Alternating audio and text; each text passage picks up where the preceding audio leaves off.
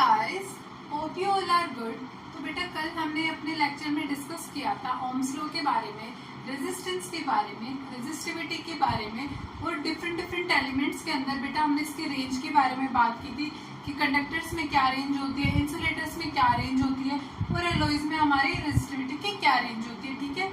और इन्हें हम हीटिंग एलिमेंट्स में क्यों यूज करते हैं, ठीक है। उसके बाद बेटा मैंने एक छोटा सा होमवर्क दिया था आपको कि आप लोग पेज नंबर 176 से 178 एनसीईआरटी का रीड करेंगे। जिस भी बच्चे ने रीड किया होगा उसको न्यूमेरिकल्स करने में आज इतनी ज़्यादा प्रॉब्लम्स नहीं आएंगी। मैं बस आपको सिखाऊंगी, आप इम्प्लीमेंट करेंगे फॉर्मूलाज को और आप बिल्कुल न्यूमेरिकल इजीली कर पाएंगे, ठीक है। तो बेटा आज के लेक्चर में सबसे पहले हम जो दो न्यूमेरिकल्स करने वाले हैं ये हमारे एनसीईआरटी के होने वाले हैं, ताकि आपके एनसीईआरटी के क्वेश्चंस भी आपको अच्छे से समझ आ पाए। उसके बाद में अपने 3 स्टार्स वाले क्वेश्चंस आपको कराऊंगे, ठीक है। तो बेटा सबसे पहले हम अपना पहला क्वेश्चन देखते हैं। हमारा पहला क्वेश्चन क्या कहता है बेटा, वो ये एनसीईआरटी का बेटा एग्जाम्पल नंबर 11.4 है, हमारा पेज नंबर 180 पर, ठीक है। तो आप अपनी एनसीईआरटी भी ओपन कर सकते हैं, ठीक है। उसके बाद बेटा देखो मैंने क्वेश्चंस करने की आपको क्या अप्रोच बताई थी कि हमें जो भी दे रखा हुआ क्वेश्चन में सबसे पहले हम उसे लिखते हैं, उसके बाद जो हमें फाइंड करना है उसे लिखते हैं, उसके बाद हम फॉर्मूला लिखते हैं, उसके बाद हम अपने क्वेश्चन को सोल्व करते हैं, ठीक है। उसके बाद बेटा क्वेश्चन पढ़ते हैं हम, the potential difference between the terminals of heater, means एक हीटर के 2 टर्मिनल्स हैं, उन टर्मिनल्स के बीच में पोटेंशियल डिफरेंस है कितनी 60 वोल्ट्स। तो मीन्स हमारे पास पोटेंशियल डिफरेंस V दे रखा है, सबसे पहला हमारे पास कितना दे रखा है बेटा 60 वोल्ट, ठीक है। उसके बाद when it draws a current of 4 ampere, means I means क्या होता है बेटा करंट, 4 एम्पियर ड्रॉ करता है, तब हमारे पास सबसे पहले इस केस की हमारे पास देखो रेजिस्टेंस नहीं दे रखी। उसके बाद एक अलग केस क्वेश्चन के अंदर शुरू किया गया है, देखो what current will be of the heater draw if the potential difference increase to 120 volt. देखो बेटा क्या बोला है कि पहले पोटेंशियल डिफरेंस कितनी थी 60 वोल्ट्स, अगर पोटेंशियल डिफरेंस को इंक्रीज कर देते हैं 120 वोल्ट्स कर देते हैं बेटा, तो करंट कितना फ्लो करेगा उसके अंदर से। तो ये फाइंड करने के लिए सबसे पहले हमें किसका पता होना चाहिए, रेजिस्टेंस का। बेटा रेजिस्टेंस कैसे निकाल सकते हैं, देखो फॉर्मूला बताया था कल V इक्वल्स टू IR, ठीक है। अब यहाँ से बेटा हमारे पास रेजिस्टेंस निकल जाएगा 60 डिवाइडेड बाय 4। तो बेटा यहाँ से हमारा रेजिस्टेंस निकल जाएगा, रेजिस्टेंस हमारे पास यहाँ कितनी आ जाएगी 15 ओम्स। बेटा ये रेजिस्टेंस आ गई, ये रेजिस्टेंस आने के बाद हम अपने सेकंड केस में से पुट करेंगे। सेकंड केस के लिए हमें बेटा क्या दे रखा है, पोटेंशियल डिफरेंस मींस V दे रखा है हमें कितना 120, R हमने यहाँ से फाइंड किया, R कितना हो गया बेटा 15 ओम्स। I हमारा क्या हो जाएगा निकल जाएगा, देखो I कैसे निकलेगा, V इक्वल्स टू IR, हम सेम फॉर्मूले में बेटा पुट करेंगे तो हमारे पास यहाँ से I की वैल्यू आ जाएगी, देखो 120, यहाँ पे R मल्टीप्लाई में है, यहाँ पे आके डिवाइड में जाएगा बेटा, ठीक है। उसके बाद I की वैल्यू हमारे पास आ जाएगी कितनी 8 एम्पियर्स। बेटा आपको क्लियर हुआ होगा कि सबसे पहले हमने हमारे केस 1 की रेजिस्टेंस निकाली, उसके बाद ये रेजिस्टेंस आने के बाद जो पोटेंशियल डिफरेंस सेकंड केस में हमें दे रखी थी उन दोनों को हमने डिवाइड किया, तो हमारे पास करंट की वैल्यू आ गई जो कि क्या थी 8 एम्पियर्स। बेटा आप फिजिक्स में एक बात जरूर ध्यान रखेंगे कि आप SI यूनिट लास्ट में जरूर मेंशन करें, जिससे मैंने रेजिस्टेंस में ओम्स लगाया है, करंट में मैंने एम्पियर जरूर मेंशन किया, क्योंकि यही बोर्ड्स में आपकी सिली मिस्टेक्स होती हैं जो आपके मार्क्स को डिडक्ट कराती है, ठीक है। बेटा अब हम नेक्स्ट क्वेश्चन पर चलते हैं, होप आप सबको ये क्लियर हुआ होगा। क्वेश्चन देखो बेटा हमारा नेक्स्ट क्वेश्चन है और हमारा एग्जाम्पल है 11.6 एनसीईआरटी का 180 पेज नंबर पर, सेम पेज नंबर, ठीक है बेटा। उसके बाद आप क्वेश्चन एनसीईआरटी के अंदर देख सकते हैं कि एक वायर दिया है बेटा, उसकी लेंथ दे रखी है हमेरे पास L, एरिया दिया है A। जब लेंथ L है, क्रॉस सेक्शन एरिया A है, तो इसका रेजिस्टेंस है बेटा 4 ओम, ठीक है। जब हम लेंथ को 2 टाइम्स हाफ कर देते हैं और एरिया को 2 टाइम्स इंक्रीज कर देते हैं बेटा, तो हमारे पास रेजिस्टेंस क्या होगी, देखो। तो देखो मैंने आपको फॉर्मूला बताया था resistance R equals to rho L by A। देखो पहले केस में L की वैल्यू हम पुट करेंगे, केस नंबर 1 के अंदर बेटा, ठीक है, केस नंबर 1 के अंदर जब हम पुट करेंगे आर की वैल्यू, आर इक्वल्स टू रो, हमारे पास कांस्टेंट रहेगा, लेंथ देखो बेटा एल दे रखी थी हमारे पास, एल ए, ये हमारी इक्वेशन 1 बन गई। यहाँ से रो एल की वैल्यू किसके इक्वल है बेटा, 4 ओम्स की, मीन्स 4 ओम की इक्वल होगी वैल्यू किसकी, रो एल बाय ए की, ठीक है। केस 2 में देखते हैं बेटा, अब केस 2 में बोला है न्यू रेजिस्टेंस कितनी है ये निकालनी है हमारे पास। लेंथ को हम फॉर्मूले में पुट करते हैं, ये लेंथ और एरिया, लेंथ को इसने हाफ किया 2 टाइम्स, एरिया जो था उसको इंक्रीज किया, तो हमारे पास क्या फॉर्मूला आया बेटा, देखो मैं इसको कहाँ मेंशन करती हूँ, रुको, हमारी ये पहली इक्वेशन बन गई थी, ठीक है, means 4 equals to rho L by A, ये हमारी पहली इक्वेशन थी कि रो एल बाय ए किसके इक्वल था, 4 के इक्वल था बेटा। तो यहाँ से देखो नई रेजिस्टेंस की क्या बन जाएगी, रो एल बाय ए सेम हो गया, और यहाँ पे बेटा 4 आ गया क्योंकि 2 2 जा 4। तो आप ये देखो, अब रो एल बाय ए की वैल्यू क्या थी बेटा, 4 थी, तो अब हम इस रो एल बाय ए की वैल्यू 4 पुट कर देंगे यहाँ पे, 4 डिवाइडेड बाय 4, ये कैंसिल आउट हो जाएगा, तो अपने पास नई रेजिस्टेंस आएगी, वो क्या आएगी, 1 ओम, ठीक है। इन क्वेश्चंस की सिंपल अप्रोच होती है बेटा, जो केस 1 में आपको बात दी है उसको फॉर्मूले के अंदर पुट करेंगे, आर की वैल्यू जो इक्वल आएगी वहां से फॉर्मूले की जो रो एल बाय ए की वैल्यू आपको निकाल लेनी है, उसके बाद ये रो एल बाय ए की वैल्यू आपको सेकंड केस में पुट कर देनी है। बाकी हमने कुछ भी नहीं किया, यहाँ से सिंपल रो एल बाय ए की वैल्यू निकाली, हमने सेकंड केस में पुट कर दिया और हमारे पास नया आंसर आ गया, ठीक है। इस दोनों क्वेश्चंस जो न्यूमेरिकल्स मैंने आपको कराए, होप आप सबको क्लियर हुए होंगे। अपना नेक्स्ट न्यूमेरिकल देखो क्या कहता है, a wire of resistivity rho stretched to double its of its length, what will be the new resistivity, means बेटा क्या बोला है क्वेश्चन के अंदर कि हमने लेंथ जो है ना डबल कर दी। फर्स्ट केस में देखो, सबसे पहले देखो बेटा, फर्स्ट केस में रेजिस्टिविटी कितनी है, रो, लेंथ कितनी है, एल। सेकंड केस में बोल रहा है बेटा उसने कि रो रेजिस्टिविटी कितनी होगी अगर हम लेंथ को डबल कर देते हैं, मीन्स 12 कर देते हैं।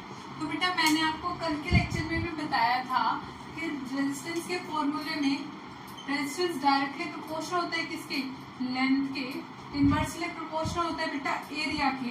इस प्रोपोर्शनलिटी को हटाने के लिए हम एक कांस्टेंट यूज करते हैं, उस कांस्टेंट को बोलते हैं बेटा रो एल बाय ए।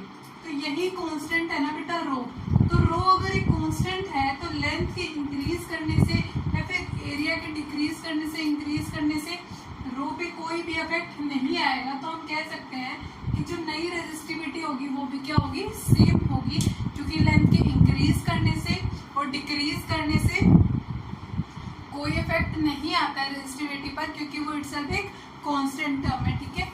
उसके बाद बेटा नेक्स्ट क्वेश्चन हमारा क्या कहता है, calculate the resistance of the wire if length is 2 meters, means हमें लेंथ कितनी दी है बेटा, 2 meter, area 1.55 into 10⁻⁻6 meter square, 1.55 into 10⁻⁻6। उसके बाद बेटा हमें रेजिस्टिविटी दी है, देखो ये बहुत ही इजी क्वेश्चन है बेटा, सिंपल फॉर्मूला पुटिंग क्वेश्चन है, ठीक है, तो आप सबसे ये हो जाना चाहिए आई होप, ठीक है। अब हम इसको किस फॉर्मूले में पुट करेंगे बेटा, रेजिस्टेंस का हमने ये फॉर्मूला पढ़ा था, R equals to rho L by A, तो हम लोग यहाँ से रेजिस्टेंस अपने निकाल लेंगे, ठीक है। रो की वैल्यू पुट करेंगे 2.8 इंटू 10⁻⁻8, ठीक है। उसके बाद लेंथ की वैल्यू पुट करेंगे 2 डिवाइडेड बाय में एरिया की वैल्यू क्या है बेटा 1.55 इंटू 10⁻⁻6। तो बेटा इसकी आप कैलकुलेशन करेंगे, आपके पास आंसर आएगा 3.6 इंटू, देखो 3.6 इंटू 10⁻⁻2 ओम्स, ठीक है। या फिर आप इसके जो ये पॉइंट्स है आप ये भी रिमूव कर सकते हैं, जैसे जो 10⁻⁻2 है, अगर आप इसकी वैल्यू रिमूव करेंगे तो आपके पास क्या आ जाएगा, देखो 0.036। आप ये भी लिख सकते हैं, ठीक है, रेजिस्टेंस की वैल्यू, दोनों करेक्ट ऑप्शन है, ठीक है। तो होप आप सबको ये दोनों न्यूमेरिकल्स जो मैंने बताए इसी पैटर्न के ये क्लियर होंगे। रेजिस्टेंस का एक पैटर्न का और न्यूमेरिकल्स आ सकता है बेटा, जैसे देखो इसी के अंदर मैं आपको समझा देती हूँ, ठीक है। एरिया की जगह बेटा अगर हमें वायर का ही केस ले लेते हैं हम। वायर के केस में अगर एरिया की जगह हमें डायमीटर दे रखा है तो फिर हम एरिया कहाँ से लाएंगे बेटा? देखो वायर का एरिया क्या होगा, A equals to pi r square, ठीक है। अब डायमीटर दे रखा है, डायमीटर से बेटा हम रेडियस निकाल सकते हैं। रेडियस निकालने के बाद इस फॉर्मूले में हम पुट कर देंगे A equals to pi r square. इससे फिर हम लोग अपना एरिया निकालेंगे, फिर से हम फॉर्मूले में पुट कर देंगे। मैं आपको इस तरीके का एक न्यूमेरिकल, नेक्स्ट न्यूमेरिकल जो है वो हमारा है एनसीईआरटी एग्जाम्पल, ये जो है पेज नंबर 180 पर इस 11.5। ये क्या कहता है बेटा? हमारे पास इसमें क्या दिया है? रेजिस्टेंस दिया हमारे पास 26 ओम्स, लेंथ दी है हमारे पास कितनी बेटा? 1 मीटर्स, डायमीटर दिया है हमें 0.3 mm। अब देखो बेटा डायमीटर दिया है, आपको एरिया नहीं दिया, तो मैंने अभी बताया आपको एरिया जो हमें कैसे निकालना है, पाई आर स्क्वायर, ठीक है। तो बेटा डायमीटर क्या होता है? 2r, मीन्स r क्या हो जाएगा? d/2, ठीक है। तो बेटा यहाँ से रेजिस्टेंस एरिया हमारे पास कितना आ जाएगा? पाई। r कैसे निकाल लेंगे हम? सबसे पहले mm में दे रखा है, अब हमें मीटर के अंदर करेंगे। इसे मीटर के अंदर क्या हो जाएगा 3 × 10⁻⁴ मीटर्स, ठीक है। आया समझ आपको? उसके बाद r की वैल्यू हम पुट कर देंगे direct, 3 × 10⁻⁴ into 3 × 10⁻⁴ divided by 4 means 2 × 2 4 हो गया। इस वैल्यू को हम अपने फॉर्मूले में पुट करेंगे, r equals to rho L by A. Rho हमें निकालना है बेटा, तो रेजिस्टेंस एरिया डिवाइड में इधर जाके मल्टीप्लाई में r a डिवाइडेड बाय में l रो। इसके अंदर बेटा हमें अपनी सारी वैल्यूज पुट करनी है। आप जब वैल्यूज पुट करेंगे तो हमारे पास रो का जो आंसर आएगा वो आएगा बेटा 1.84 × 10⁻⁶ ओम मीटर्स। और बेटा ये रो की वैल्यू होती है हमारे पास किसकी? मैग्नीज। के बाद बेटा होप आप सबको पूरा न्यूमेरिकल क्लियर हुआ होगा। उसके बाद अपने नेक्स्ट न्यूमेरिकल पर हम बात करते हैं। नेक्स्ट न्यूमेरिकल बेटा देखना अच्छे से समझना, इस टाइप का मैंने आपको एक करा दिया है। होप आप सब वीडियो को पॉज करो और इसे ट्राई करो, ठीक है। अब हम अपन इसे डिस्कस करते हैं, ठीक है बेटा। अब wire of length L having the uniform cross section A and resistance R, means एक केस है जिसमें R है rho L by A, uniform area of cross section है, लेंथ है, ठीक है।